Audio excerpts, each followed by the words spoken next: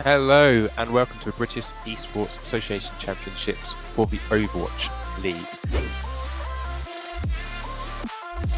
See how these next two fights go with these big ultimates coming up for both sides. Yeah, so Exeter do have the beat and the rally available, so they can quite easily defend from this Graviton. However, the Lucio falling early could mean that they could Graviton, and they do. Yeah, and a blade in from Funky Monk straight into that Graviton, taking out two, and with a Deadeye as well, taking out Exhibit. That's probably dispelled. Good night for Exeter. Back to school you go.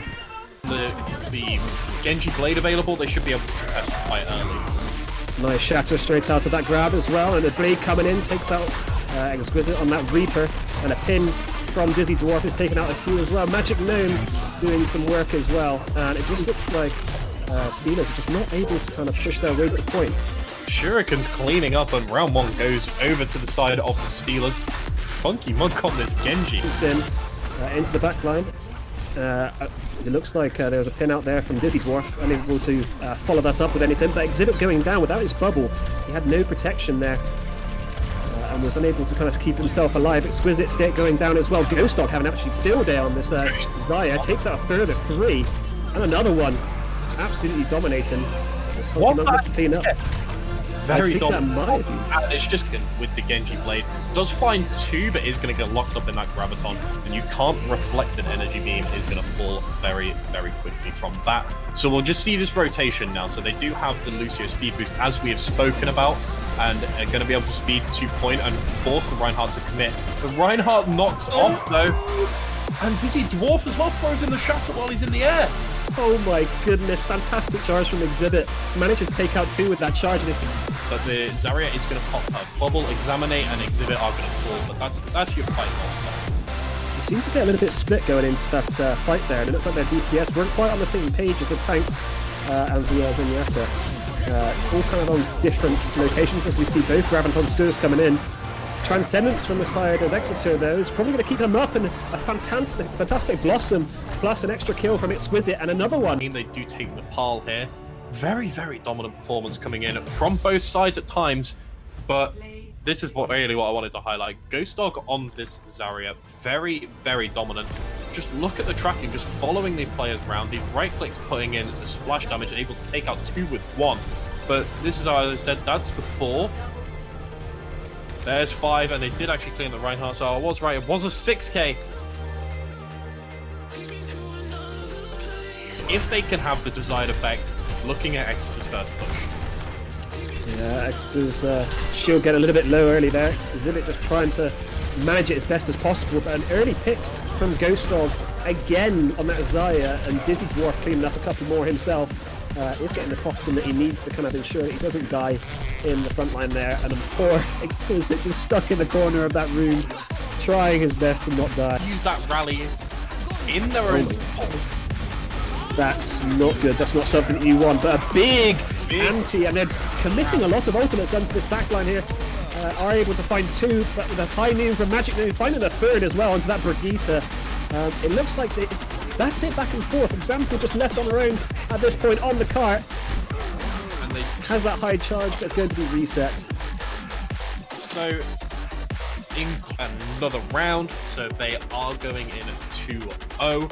They do have match point, and Funky Monk, this Genji has been oh so dominant throughout the entire series. In comes this massive slam, and there's 1, there's 2, even with the shield bash, 3, 4, 5. Cleans up.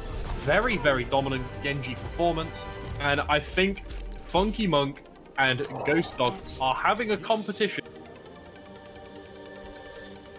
That comes in there from Example. Tactical crouching coming in from Example. And he is going to burn down a couple more as well, committing the grab onto the Lucio to ensure that he just can't get out, sneaky little boy. Oh, it looks like Ghost Dog's actually going to go in with his blade. He does pick up 1, picks up 2. Fantastic little flick. Oh, he takes out a 3rd as well.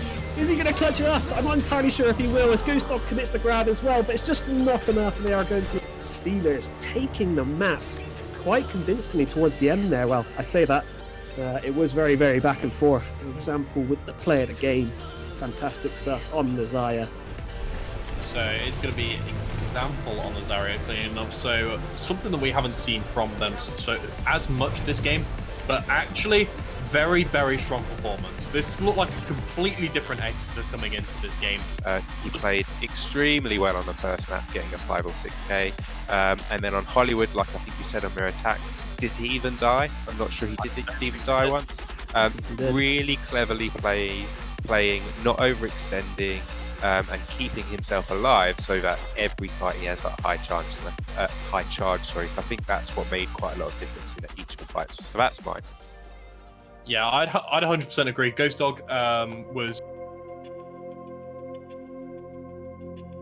So, last fight territory. If you're the side of Vertices, you're looking to get there as soon as you can. You're going to see them just now coming from underneath to the point.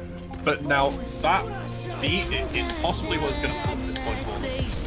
Yeah, they do get an early pick onto Kinder Egg, but with nice Dragon going across the point there to segregate off the team. Vertices, a high noon from Cleggy that just can't have them with only one shield. There's just nothing they can do. Kinder Egg showing that they can pick off, oh my god, 2 as well. Great stuff from Diana there. Beautiful play from Diana. Immortality Field comes in as well. Yeah, it's going to cover off. And I forgot that was a change. Oh, of course, that's coming now with the Baptiste ultimate being slightly wider now. Actually, slightly, it's like a goal post.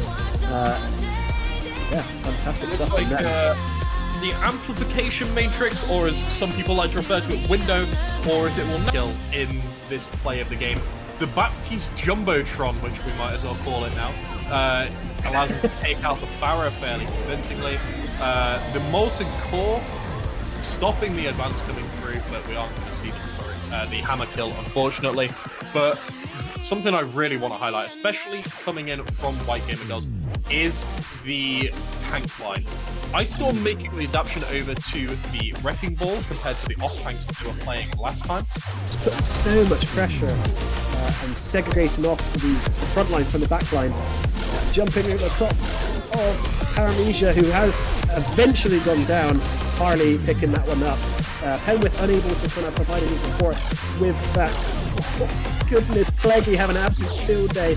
Takes out the Coalescence in Moira there towards the end, and it's just clean up at this point. See, this is what we said about playing the Moira in these long sidelines. Playing a I think Gamer Girls are knowing that they are able to push their advantage and potentially prevent them from getting onto point. I'm not entirely sure if anybody can get there. It doesn't look like anybody from the side of Vertices is going to be able to get there, because Moira's already used her fade, but just able to touch it. An attack visor coming out from Paramecia, able to take out the Zed and also the Diana. That's big on the side of Vertices to keep them in it. 3, you're right, that's fantastic stuff from him. Paramecia just showing up at a very last. Sigma, Roadhog, and now D.Va. 5 unique champions, and played dominantly throughout, and a 4-man D.Va bomb just wins the game. Very, very well played throughout. Yeah. I'm losing my mind over here. Very, very well played there. It's unfortunate for the side of Penwith. They played well throughout the entire series. Again, like Exeter, just free, because I have a slightly off the ball shot. Oh, interesting. Hot take. Alright, well, I'll do mine quickly first. Mine is going to be Nihao. I mean, I think that in every map he played a different tank, and he played him impeccably, whether it was the Sigma, whether it was a great spam. I mean, the dominant play on Orion and on Busan, and then the D.Va 4K at the end just to finish it off, really. So Nihao would be my MVP, but I don't know whether you guys would agree or disagree. Go for it, Puppy. You seem to agree. Yeah, no, I 100% agree with that. I thought that absolutely dominant. Clearly had a lot of time. I think they had the silver border as well, so clearly put them the effort to play a lot of and grind a lot of Overwatch. So maybe a little bit of an advantage of understanding the game a lot more than the rest of the guys there. But yeah, no, I felt that they had a real clinical showing.